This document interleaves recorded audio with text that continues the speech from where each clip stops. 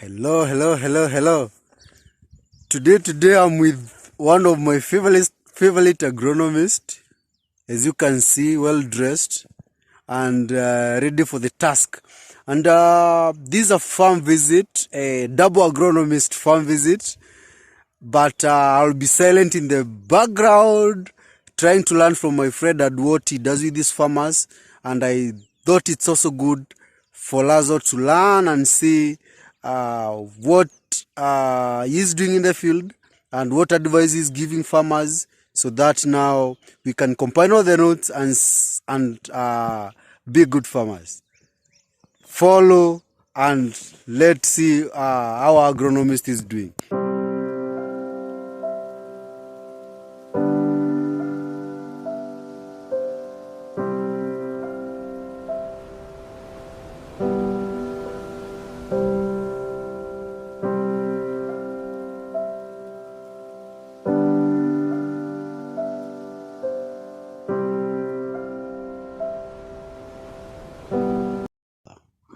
Hi guys, karibuni leo. This is agronomist Onkoba. Today I'm with Farm with Fred. We are doing a double agronomist farm visit. We tend to do this from time to time just to exchange our notes, learn from each other, because at the end of the day our main objective is always on knowledge dissemination. Karibuni sana. This is one of my projects. The project is factoring mainly on what we call consistency, and I'll show you why consistency is very important for farmers. Like this farm, we are doing cabbages, actually there were 100,000 heads of cabbages, and we didn't do all of them at the same time, at different stages. We try to prevent that situation whereby unalima cabbage, unauzia soko inafurahia cabbage yako, anarudi tena unaambia hapana, cabbage iko kwa nursery. Consistency is very important when we talk about agribusiness. Karibuni sana. Asante. Today I'm an agronomist, at the same time I'm a learner. So I think for the sake of farmers, I'll be taking notes, I'll be asking questions about each and everything that you're doing here. So this is your first phase, or which phase is this? Not my first phase. My first phase, you'll see, we have done the farm in form of blocks. Doing the farm in form of blocks is actually very important in terms of what we call farm organization. Yes. And the blocks start all the way from there. From the far corner. From the far end, just near the water source. Yes. And the blocks are divided in 1 acre blocks. Okay. So they are coming all the way to here. Here we are in block 5. Block 6 actually, because that is block 7. Okay. Going all the way. So when you're talking about consistency, about how to be consistent in production and for the sake of market, because talking of production, you cannot fail to cover market. Market is our biggest boss when it comes to production. So you talked about consistency. Could you please explain in simple terms, or by just showcasing what you meant? Yes. Just as you have said, Fred, farming is like the biggest boss. Yes, market is the biggest reason why we get into farming. Yes. And when I talk about 100,000 heads, when I mention, I will post somewhere online, I'm at a farm, we have 100,000 heads. The first thing people always ask themselves, utauza wapi? It doesn't mean we have the 100,000 heads at the same time. Yes. We are doing them in different stages. Okay. These were the first blocks. To roughly around 2-point-something acres. From the other end. From that hedge. From that end to this end. We started with the first end. Okay. Came all the way to the upper side. To the upper. Seeing the cabbages. Yes. It's close to 6 acres and a quarter. It's slightly higher than, because we are doing a population of 16. And the reason when I come into that consistency bit was, if we start harvesting there, Fred, if you can point out, yes, it means there should be another cabbage that is going to be almost being harvested. Uh-huh. So block 1 was harvested. Yes. Block 2 was ready. Block 2 was harvested. Yes. Block 2 finished harvesting. Came to this block 3. Came to now this block 4. Block 4. The better part of them, which is already mature and there is harvesting taking place. Exactly. Yes. You see, they are forming heads already. Yes. If we continue giving them good foliar application, Yes. continue sticking to our watering regiment, in the next few weeks this one should be ready. Yes. Then after this one, the same thing. Okay. Now before you go, you show me the list of the blocks. There is a question I know it's going to arise. Yes.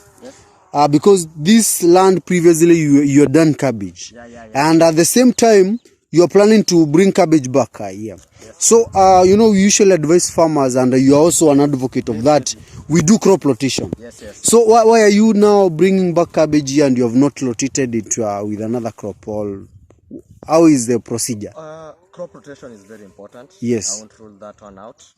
But again, this is when it comes to agribusiness. Yes. Crop rotation is detrimental to agribusiness. Yes. In this sense, Uh-huh.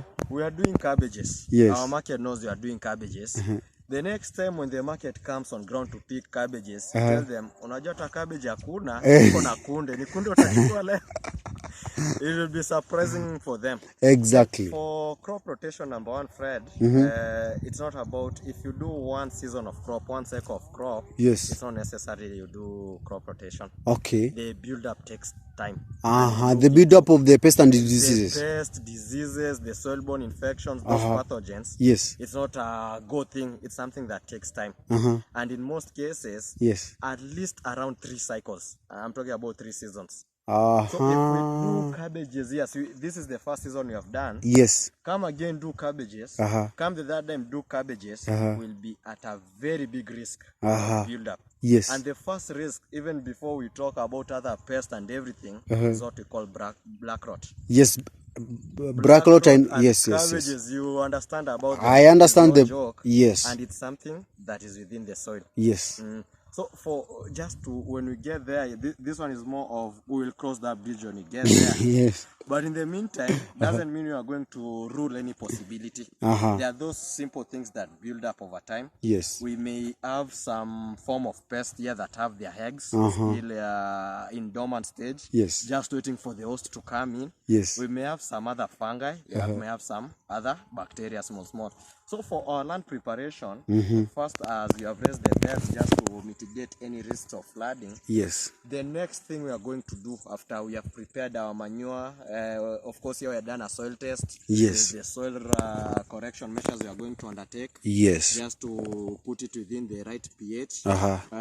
We'll do some gypsum because of the calcium, because we want that pH within the right conditions for the crop. Yes. The next thing we'll do before planting, like 2 or 3 days before planting, we'll come and drench. We may drench copper-based fungicide. We may drench carbendazim, fungicide that has carbendazim. Carbendazim, yes. Then at the same time, yes. we may drench a broad-spectrum insecticide. That type of insecticide that can be able to kill the adult yes. and kill the egg. After that, water, plant, very safe. So I hear now you're already protecting the young crop or the crop that you're planning to do. That means even without crop rotation, because when we talk of crop rotation, we are referring to the pest and the diseases that may attack the new crop that we are planning to do. And with whatever you have already explained to me, the crop is well protected. Definitely. Yes, now from now where you are starting your new season, which is this section here, let's go and show me, because let's proceed to the next part, or where we have now hot cabbages, which is, you told me this is block 4 or block 3? This is block 4. Block 4. Yes, we are done with block 3 here. Yes. Then now we are at block 4, that is just forming their heads. Yes. And you can see some of the challenges that when you have a big project you face. Exactly. Like weeding. Exactly. Now when you start reading the other end, you reach the last end, the first end, it's the same case you are facing here. We started weeding here, Yes. all the upwards. This one already has removed weeds. Okay. Then at the same time, when you are in such a setup, you are farming like I would say in the middle of nowhere. You can see you are being surrounded by bushes all over. Yes. So the risk of pest is very high. This, if you can just show this, something that has been attacked by diamond black moth. Yes. That is eating into the leaves. Then you have something here. This one has been attacked by aphids. Yes. We managed to kill them. I don't know if we can get some of the dead ones. But yes, we did kill them. But you can see at least their effects are still being seen. Yes. The damages. You actually can see them. Here they are. Those are now aphids. Those are aphids. For farmers who have been asking how aphids looks like, these are now aphids. Definitely, we are lucky enough they are dead. Yes. Better part of them. But again, doesn't rule the fact that is among. Actually, when you look at pest, yes, the biggest risk of pest is aphids. Aphids ndo inapepetanga cabbage hiyo sana. And the funny thing that actually it's a fact. Yes. One fact about aphid spread is that it's the only pest in the world, insect pest in the world that is known hata itagi mayai. Yes. We nazaa mtoto mwenye akona mimba. It's a section. So if you have one aphid, the next day it reproduces its offspring. The offspring comes with a grandchild of that one. Yes. So one aphid within a span of 2 weeks already has a generation of into hundreds. So the same way, if then the other thing about aphids is they are known to be quite tolerant to a number of pests, pesticides. Yes. And it's challenging really to deal with them. So here we are managing to a good extent. So you're telling me farmers should keep off planting anything under the tree? To a good extent, I would say yes. And the reason it can exhibit itself here. Yes. A lot of crops, you can see, a lot of crops actually died. Yes. That competition. There is a high competition of the tree plus whatever you're using here. The strength of a tree, the cabbage. Very true. Definitely win. Yeah. So at least somewhere where it's away from the foliage, that's where farmers should concentrate on. And not just for the cabbages alone, even with other crops. Any other crop. A tree is more stronger, it's more sturdy, and its root structure is so well formed, deep. Other ones have that big radius. Okay. Yeah. Nice. The cabbages here in this section where there are no trees, they look very good. And people may like to know, what are you using? Which method are you using to irrigate? Because I cannot see drip. There is no furrows like the one I've used to use. So, what is the method, or is it rain-fed? Definitely, it's not rain-fed. Yes. You are doing agribusiness. And when you are doing agribusiness, you are not someone who is playing sport pesa. No betting. Is a betting kwekelea odds. For us, we are using overhead irrigation. Is the structure. Yes. With pipes that are passed underneath. We are pumping directly from the river, coming to this system. Okay. Then now directing the water to the cabbages. We picked this one. Yes. Because of costs. I would have preferred we use drip irrigation. Yes. But doing drip for a setup that is close to 10 acres for a start is no joke. Very true. So it's something we are hoping we are getting there. Yes. But in the meantime, we just want to ensure the water gets to our crop, and that's why we are doing overhead irrigation. Okay. The biggest risk we are likely to get with overhead irrigation, most farmers actually don't know, is not the leaves that need water. Yes. It's the roots that need water. The root level between the stem base and the root, that's where the water is needed to be absorbed through the soil through percolation, so that the roots can get that water. So for our case, our biggest risk is fungal infection that we have to a good extent tried to mitigate. You can see our leaves. Disease is showing. And this is because we tend to conform ourselves to a spray program that operates every single week to prevent some of these things. And that's why to this extent it's safe. Okay. So you said you're using the overhead irrigation. Yes. And Overhead irrigation, I understand, is among the system that uses a lot of water. So you're not saving on water when it comes to overhead irrigation. No. We are not saving on water at all. Yes. And I would love we save on water. Yes. But the only thing that is putting us at a lack situation is our source of water, the river, is permanent. It's permanent.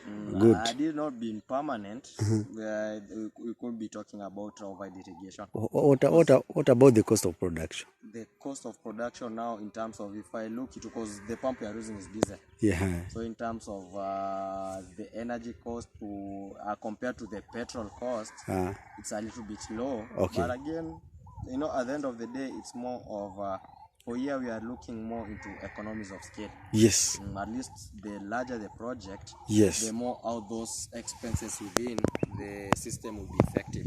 And yeah, according to the project that you have here, I can see you are trying to maximize everything, and you are within the range of good production rates. Because as an expert, and in such project, you know, we have the approach of maximizing everything so that we can be competitive in the market. And I know another question that we realize is about the cost of production. Can you approximately quote how much you may be costing per acre, or how much are you using per acre? Per acre, I would estimate from the seedling. Here we are buying ready seedlings. Ready seedlings. Propagator. Yes. Which propagator are you buying from? From Mkulima Mdogo seedlings. So Mkulima Mdogo is the supplier of this good plant.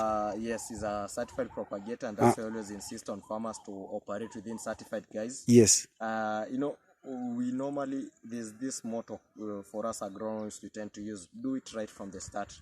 Do a soil test, get the right seedlings. Usisikie mtu hapo jirani yako anauza seedling at Isumuni ukimbilie because Mkulima Mdogo is selling at 1 shilling or something like that. There's a difference in terms of quality. Start with that quality from the word go. Yes. So in terms of and also the other strategy you are pushing as agronomists is what we call unit crop production. Unit production per unit area. Yes. So, and that means generally is if we are going to get 16,000 seedlings, yes, we should ensure at least 90% of them form ahead. And how do you do about it? If you can look at these heads of mine, majority of them, yes, they have a certain uniformity. They are very uniform, not majority of them. They are very uniform. Some of them are very uniform in terms of the size. Yes. Because we started from onset, we got the seedlings. The right seedlings. The right seedlings from a certified propagator. And to cut you before you proceed to the next level, there are farmers who may ask where to find Mkulima Mdogo. Where is he located? Mkulima Mdogo is located at Kenol. Kenol is in Murang'a County. Just past Thika.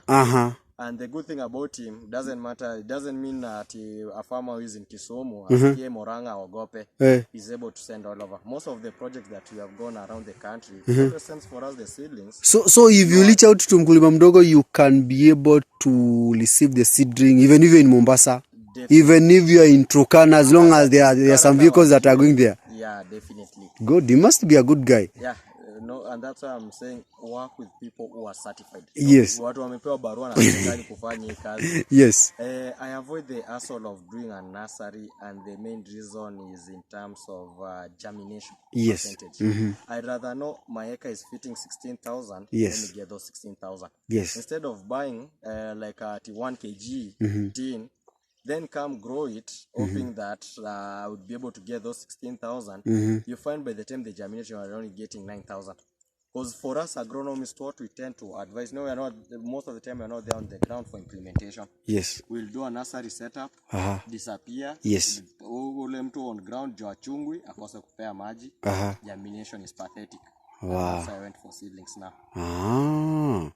So we are talking about the unit area production, production per unit area.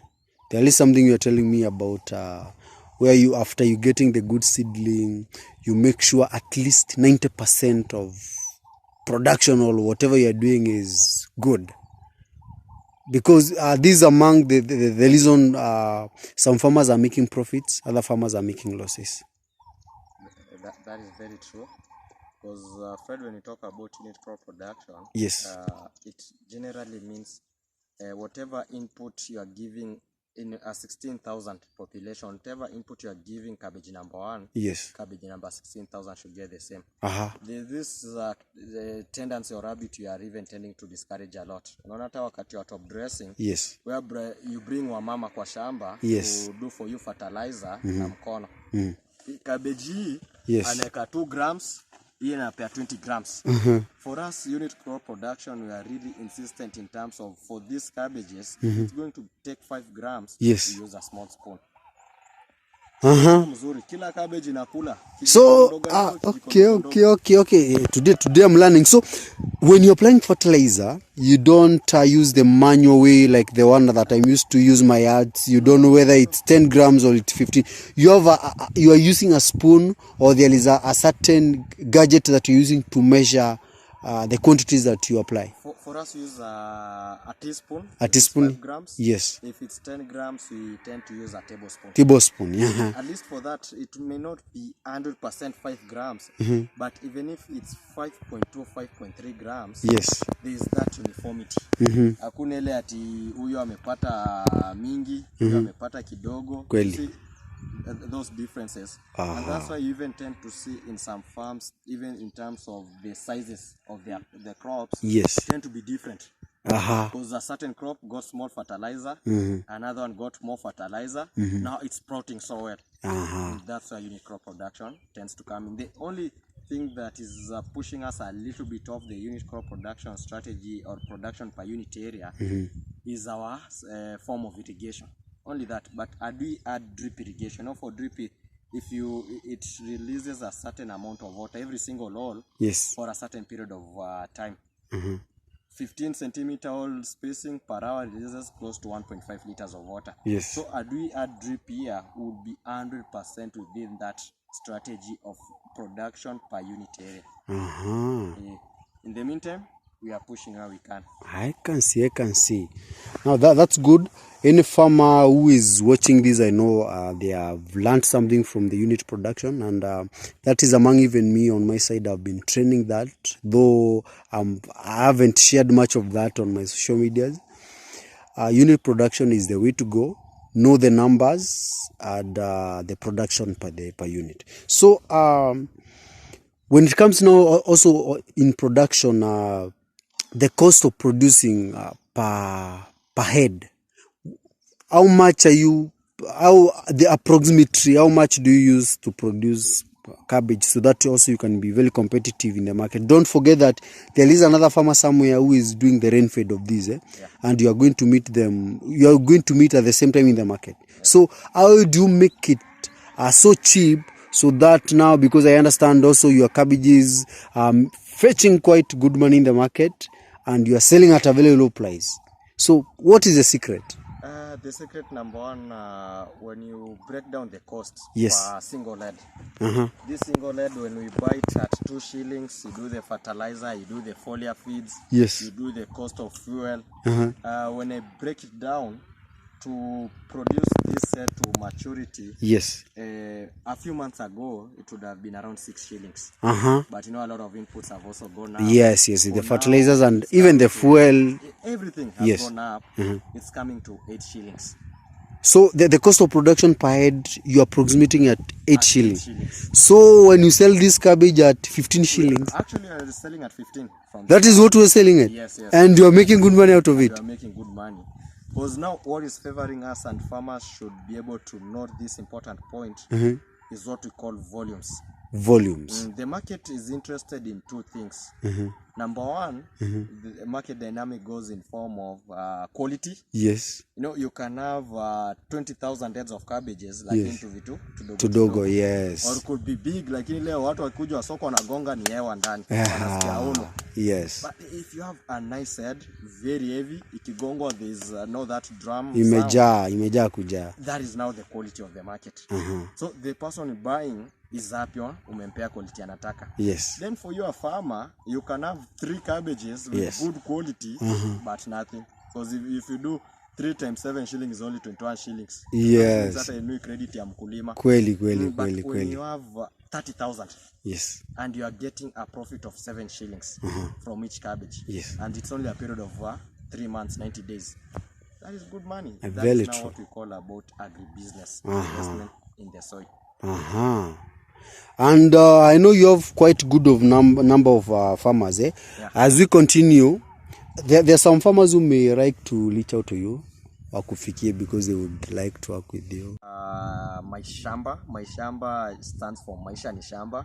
I believe farming is life. Yes. For me, it's life for me. Yes. And for everyone, we depend on food to Yeah. live. Yes. So my shamba, just from the word Maisha, then ni you add shamba. ma to get my shamba. That's where majorly you'll get me in my page in Facebook. Yes. Then for WhatsApp, you can reach me via my number. If anyone is interested to save, 0748 32 36 28. Just to repeat it, 0748 32 36 28. And I'm online 24. Single issue that whoever calls themselves a farmer, anyone who is producing food, anyone who is creating employment using the soil, Yes. anyone who is fighting to eradicate what we call food insecurity in this country, Yes. feel rich to reach me and we'll discuss. Nice. Thank you for the show. Thank you for giving me a chance to ever work with you in this farm. I know many farmers will reach out to you, and you do a good job with them like the one that you've done here. Thank you, bro. Asante sana. It has been nice engaging our agronomist, Vonis. You've heard it from him. And for those who would like to reach out to him, you've gotten his number. Don't forget to subscribe to this channel. Don't forget also to follow my other social media handles at Farm with Fred, so that we can continue learning together. Bye.